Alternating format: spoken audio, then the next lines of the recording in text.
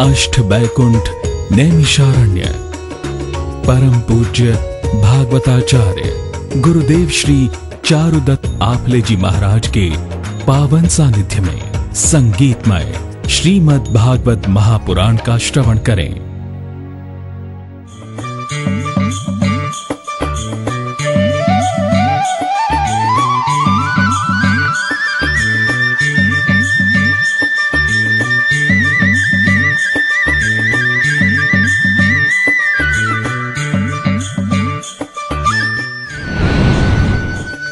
दिनांक 28 सितंबर से 10 अक्टूबर 2015।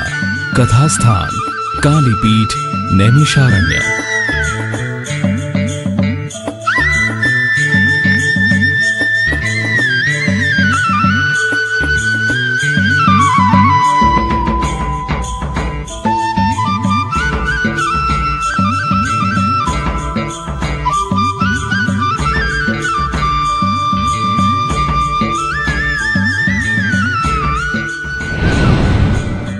आयोजक श्री गोपाल शास्त्री जी महाराज। संपर्क सूत्र 0708 319 3103 09 696 3 66642।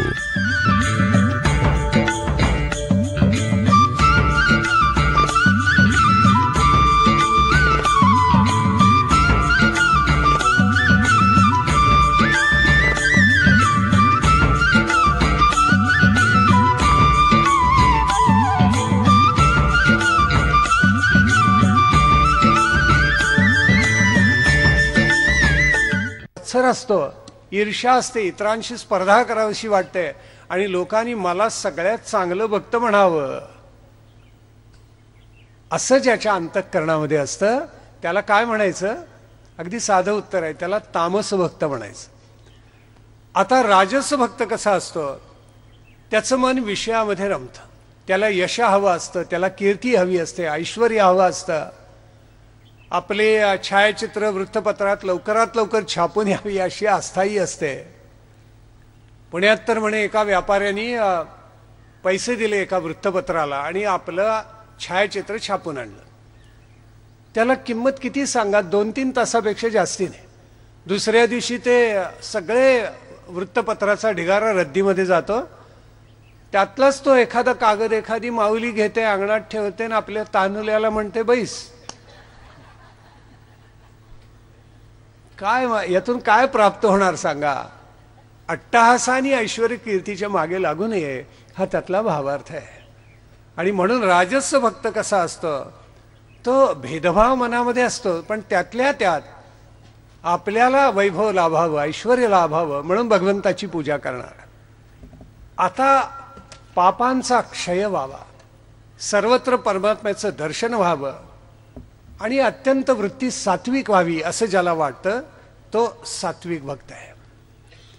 पण याच्या पलीकडे एक भक्त आहे बरं का, त्याला म्हणतात अर्थातच निर्गुण भक्त। सगुणाकडून निर्गुणाकडे झेपावलेला। भागवतांनी त्याचं खूप सुंदर वर्णन केले। भागवत म्हणतं, ज्याप्रमाणे गंगेचा प्रवाह अखंडपणे वाहत जातो सागराकडे, अशा ज्याच्या भक्तियुक्त चित्तवृत्ती असतात त्याला काय म्हणतात? त्याला निर्गुण भक्त म्हणतात। त्याची वृत्ती, त्याची भक्ती अंतर्यामी असलेली पराकोटीची सात्विक वृत्ती तेलाच्या धारेप्रमाणे असते। पाण्याची धार तुटते पण तेलाची धार कधी तुटत नाही बघा, याला अखंड प्रवाह असं म्हणतात। असा जो असतो, अशा पुरुषोत्तमाविषयी ज्याच्या मनामध्ये प्रेम आहे, पण निष्काम प्रेम आहे। मनात असं नाही म्हणे भगवंता केली बरं का पूजा, इतके पैसे दे, लॉटरीच तिकीट लागू दे, असलं काहीही ज्याच्या मनामध्ये येत नाही, जो निष्कामपणे भगवंतावर प्रेम करतो त्याला म्हणतात निर्गुण भक्त। हा सर्वश्रेष्ठ भक्त आहे असं भागवतांनी वर्णन करून ठेवलेलं आहे। म्हणून आपल्याकडे गिरीधराने एक सुंदर पद लिहून ठेवले, मुद्दाम आपल्याला एखादा चरण ऐकवतो म्हणजे आपल्या लक्षात येईल। मूळ स्वर भक्तीनं परमेश्वराला कसं जिंकावं ते त्या पदामध्ये सांगितलंय। भक्ती आकळीला दया घन, भक्ती आकळीला दया घन, भक्ती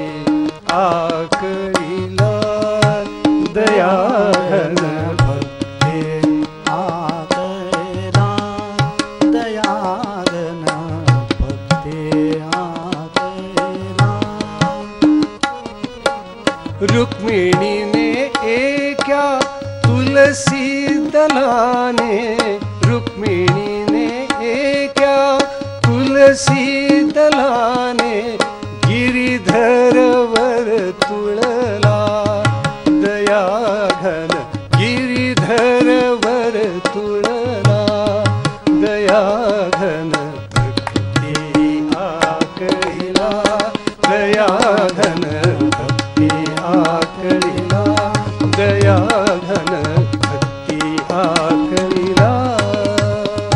नाहीतर अनंत जीव जंतू या सृष्टीमध्ये आहेत, किती वर्णन करता येणार नाही तितके.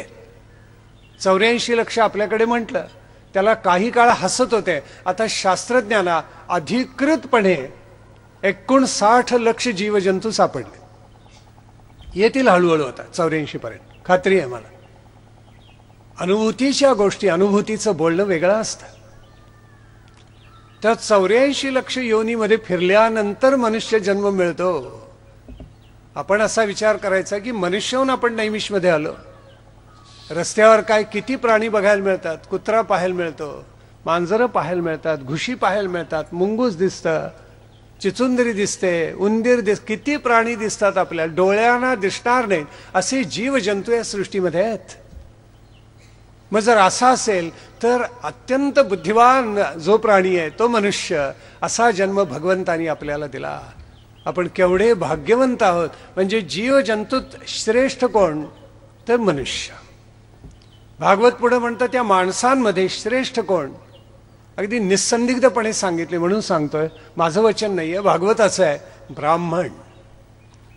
त्या ब्राह्मणांमध्ये सुद्धा उत्तम कोण, वेद म्हणणारा. नुसता ब्राह्मण म्हणून जन्माला आला म्हणून कोणी ब्राह्मण्य पाळतो असं नाही. आज तर समाजाचं चित्र अंगावर काटा आणणार आहे की सगळ्या मर्यादा ओलांडल्या आहेत आणि मद्यपान, धूम्रपान, मांसाहार करण्यामध्ये कोणालाही काही वाटत नाही अशी खरंच अवस्था झालेली. ब्राह्मण म्हणून जन्माला येणं वेगळं आणि ब्राह्मण्य व्यवहारात आचरण वेगळं. निर्मळ राहा, शुचिता पाळा. ब्राह्मण होणं सोपं नाहीच आहे. आपल्या धर्मग्रंथांनी सर्वाधिक बंधनं ही ब्राह्मणाला घातलेली आहेत. त्याचं वर्तन कसं असावं, त्यांनी काय खावं, त्यांनी कसं चालावं, त्यांनी कसं बोलावं, त्यांनी संग्रह किती करावा, याची सर्वाधिक बंधनं ही ब्राह्मणाला आहेत, लक्षात ठेवा. मनुस्मृतीला इतकं ठोकून काढले लोकांनी की विचारू नका. की ब्राह्मणाचा गौरव गायचा म्हणून मनुस्मृती लिहिली. आपल्याला कदाचित माहिती नसेल अनेकांना की मनुस्मृती लिहिणारा मनु हा क्षत्रिय होता, तो ब्राह्मण नव्हता. हे आजच्या भाषेत सांगायचं झालं तर मराठा होता. त्यावेळेचा क्षत्रिय म्हणजे आजचा मराठा. ते मनुस्मृती लिहिलेली आहे ती एका मराठ्याने लिहिलेली आहे, ब्राह्मणांनी नाही. तो राजा होता, राजर्षी होता, क्षत्रिय होता, मराठा होता. त्यांनी मनुस्मृती लिहिलेली आहे आणि ब्राह्मणांचा गौरव त्यांनी गायला असेल. ब्राह्मणांना का ठोकता, ब्राह्मणांना का जोडवता त्याच्याबद्दल. त्यात एक वचन असं आलेलं आहे मनुस्मृतीमध्ये, खूप छान आहे, खरंच सगळ्यांनी लक्षात ठेवण्यासारखं. ते वचन असं आहे की ज्ञानानं ब्राह्मण मोठा होतो, पराक्रमानं क्षत्रिय मोठा होतो, धनामुळे वैश्य मोठा होतो, पण शूद्र जन्मतःच मोठा असतो. हे मनुस्मृतीचं वचन आहे, मुद्दाम सांगितलं आपल्याला. म्हणजे त्याला इतक्या अनंत कला त्यांनी देऊन पाठवले आहेत परमेश्वराने असं सांगणं आहे. आपली 12 बलूत आहेत म्हणून राष्ट्र आहे, धनसंपत्ती ते निर्माण करतात. पण मूळ मुद्दा असा की सर्व वर्णामध्ये श्रेष्ठ कोण तर ब्राह्मण. त्या ब्राह्मणांमध्ये श्रेष्ठ कोण तर वेद म्हणणारे. वेद म्हणायची परंपरा तर ब्राह्मण कुटुंबातून जवळजवळ लोप पावली, काही येत नाही. आपली शाखाही माहिती नसते, आपला वेद माहिती नसतो, अशी आज दुर्दैवानं अवस्था झालेली आहे. तर ब्राह्मणांमध्ये श्रेष्ठ कोण वेद म्हणणारा. वेद म्हणणाऱ्यांच्यामध्ये श्रेष्ठ कोण वेदांचा अर्थ जाणणारा. नुसतं म्हणून नाही चालत. ऋग्वेदाने म्हटलेलं आहे की अर्थहीन जे नुसती पोपटपंची करतात, म्हणजे पाठांतर म्हणतात, ते कसे असतात, पाठीवरून साखरेच्या गोण्या वाहून नेणाऱ्या बैलासारखे असतात. म्हणून सार्थ म्हणावं. अध्याय पाठ केला की त्याचा अर्थही यायलाच पाहिजे. पुढे सांगितले अर्थ जाणणाऱ्यांपेक्षा संशय निवृत्ती करणारा श्रेष्ठ होय. वाचलं पण आशंका शंका मनामध्ये जागल्या, त्याची निवृत्ती करणारा त्याहून श्रेष्ठ. वर्णाश्रमानुसार कर्म करणारा त्याच्यापेक्षा मोठा आहे. धर्माचं निष्काम भावानं आचरण करणारा त्याहून मोठा. आणि आपली सगळी कर्म आणि त्या कर्मांची सगळी फलं कर्मफलं ही भगवंताला अर्पण करणारा सर्वश्रेष्ठ. गीता आठवली का? श्रेयो हि ज्ञानम अभ्यासा ज्ञानाध्यानम विशिष्यते. पुढे काय पाठ आहे. त्यात तेच सांगितलं. मला मुद्दा काय सांगायचा होता की सर्व कर्मफलत्याग श्रेष्ठ आहे हे गीताही सांगते आणि भागवती सांगतं. थोर ग्रंथन, थोर आचार्य, थोर संत, भाषा वेगळी असेल पण सांगण्याचा गाभा एकच असतो. बोले तैसा चाले त्याची वंदावी पाऊले तुकोबा म्हणतात. आणि बोला सरीसे चालणे हे तो संतांची लक्षणे. समर्थ रामदास म्हणाले काय भेद आहे सांगा? शब्द वेगळे पण दोन्हीचा अर्थ एकच आहे ना. ही चढती श्रेणी इतकी सुंदर दाखवलेली आहे की जो ती आचरला त्याचा जीव कृतार्थ झाला आणि त्याला मोक्ष मिळाला म्हणून समजा. हे सगळं तत्वज्ञान कपिलांनी सांगितलेलं त्यांच्या आईनी म्हणजे देवहूतीने धारण केलं आणि ती कृतार्थ आणि धन्य झाली. आणि सिद्धपूर किंवा सिद्धपद इथे तिला मोक्ष मिळून गेला. मोक्षाची मुक्तीची ती साक्षात अधिकारी होऊन गेली. चौथ्या स्कंधामध्ये या भागवताच्या धर्म अर्थ काम आणि मोक्ष म्हणजे चतुर्विध पुरुषार्थांचं निरूपण केलेलं आहे. धर्माचा अर्थ काय आहे? धर्म म्हणजे देश, धर्म म्हणजे देव, धर्म म्हणजे मंत्र, धर्म म्हणजे विचार, धर्म म्हणजे विमर्श, धर्म म्हणजे विवेक, धर्म म्हणजे उदात्तता, धर्म म्हणजे इंद्रिय संयमन, धर्म म्हणजे द्रव्यशुद्धी. अर्थ म्हणजे काय आहे? माता पित्यांचा आदर, उद्योग, प्रारब्ध त्याच्यामध्ये आणि सगळ्यात वर शेवटी प्रभुकृपा आहे. एखाद्याला अफाट धन मिळतं आणि एखाद्याला मिळत नाही. का बरं असं? प्रभुकृपा आणि पूर्वसुकृत. नाहीतर ईश्वराने जर ठरवलं कुठे जन्म पाहिजे बा तुला असं प्रत्येकाला तर विचारायला लागला तर सगळेच म्हणतील अंबानी टाटा बिर्लात जन्म द्या म्हणजे झालं. सोन्याचा चमचा तोंडात घेऊन जन्माला येऊ असे सगळ्यांची धारणा होईल ना. असं होऊ शकत नाही. तसं काम म्हणजे काय? 5 पंचेंद्रिय कर्मेंद्रिय, 5 ज्ञानेंद्रिय, मन हे सर्वात प्रधान. या सगळ्यांना धर्माकडे वळवणं म्हणजे काम आहे. अर्थ आणि काम केवळ हिंदू धर्मामध्ये चतुर्विध पुरुषार्थ आहेत हे नक्की लक्षामध्ये ठेवा. चौथ्या स्कंधामध्ये 2 फार सुंदर कथा आलेल्या आहेत. त्यातली एक कथा म्हणजे दक्ष यज्ञाची आणि सतीची आहे, जी आमच्या माता भगिनींना फार आवडते. माहिती असते पण तरी पुन्हा पुन्हा ऐकायला आवडते. अशी फार सुंदर कथा आहे. पार्वतीनं शंकराला वरलं. या सतीला, पार्वती नंतर आली म्हणजे सतीचाच पुढचा अवतार, पण सतीनं शंकराला वरलं. या सतीला आणखीन 6 बहिणी होत्या. दक्ष प्रजापतीच्या या कन्या. आणि एका श्रीमंत घरामध्ये सती जावी अशी दक्षाची अपेक्षा होती, जशी सगळ्या मुलीच्या वडिलांची असते त्याप्रमाणे. पण सती म्हणाली नाही, मला योगेश्वरच पाहिजे आणि तो केवळ शंकर आहे. तेव्हा मी शंकराचीच पूजा करणार आणि शंकराला वरणार. पुढे सतीचा विवाह शंकराबरोबर झाल्यानंतर दुर्दैव असं की आपल्या जामाताचा जावयाचा जेवढा अपमान करता येईल तेवढा दक्ष सातत्याने करत गेला. शंकर हे सहनशील, शांत, चिडले म्हणजे मग प्रलय, पण तोपर्यंत शांतच असतात. पण त्या सोसायला एक मर्यादा असते. तेव्हा शंकर शांत होते. दक्षाने काय केलं? कणखल म्हणून आता उत्तरेकडे जी जागा आहे उत्तराखंडामध्ये आपल्याला माहिती आहे, आपल्यापैकी काही जण जाऊन आले असतील तिथे. तिथे दक्षाचं राज्य होतं आणि तिथे त्यांनी एक प्रचंड यज्ञ केला. आणि त्या यज्ञामध्ये त्यांनी सगळ्या सृष्टीला निमंत्रण दिलं. देवांना निमंत्रण आहे, यक्षांना आहे, किन्नरांना आहे, गंधर्वांना आहे, मानव आहेत, दानव आहेत, सगळे आले. एकाला वगळलं, शंकराला वगळलं. सतीने याच्याशी विवाह केला, याला बोलवायचं नाही, पार याला वगळून टाकू, बाजूलाच टाकू. आणि सती अस्वस्थ, कारण तिला आठवण, तिला कळलं आपल्या वडिलांनी असा यज्ञ मांडलाय. पहिला विचार तिच्या मनामध्ये आला, आपल्या सगळ्या बहिणी जाणार तिथे, सगळे त्यांचे पती जाणार आणि फक्त मला आणि माझ्या पतीला निमंत्रण नाही आहे. मग ती शंकराच्या मागे लागली की नाथ मी जाते, या यज्ञासाठी मी जाते. नव्हे, आपण जाऊया दोघं. ते शंकराने सौम्यपणे हसून सांगितलं, सती तुलाही निमंत्रण नाहीये आणि मलाही निमंत्रण नाहीये, आणि जिथे निमंत्रण नसतं तिथे जाऊ नये, कारण अपमान वाट्याला येतो. स्वाभिमानाने जावं. सती ऐके ना, ती हट्टाला पेटली.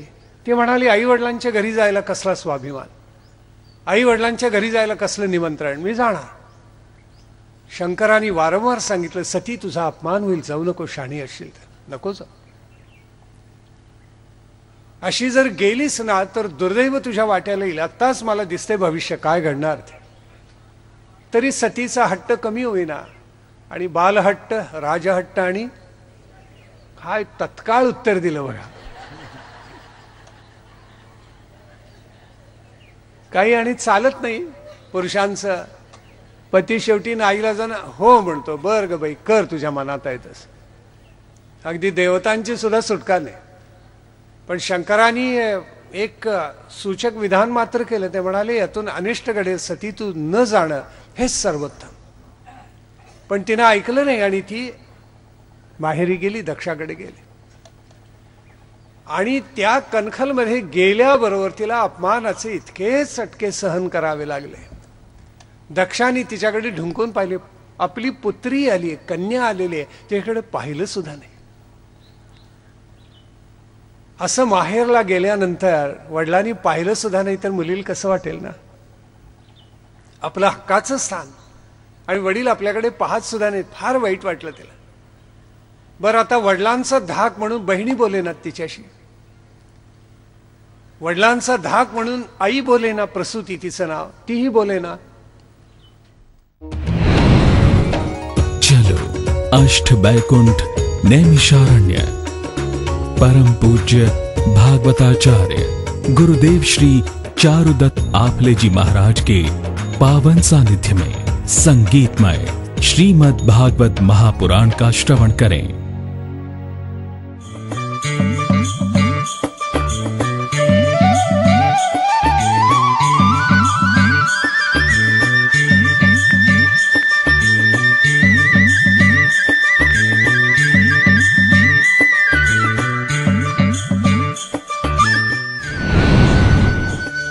दिनांक 28 सितंबर से 10 अक्टूबर 2015। कथा स्थान कालीपीठ नैमिषारण्य।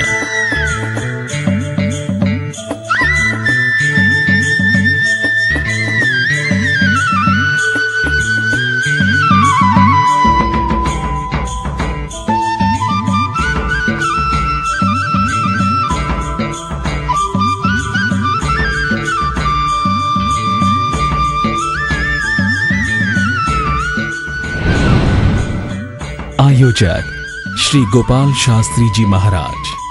संपर्क सूत्र 0708 319 3103 09696 366642।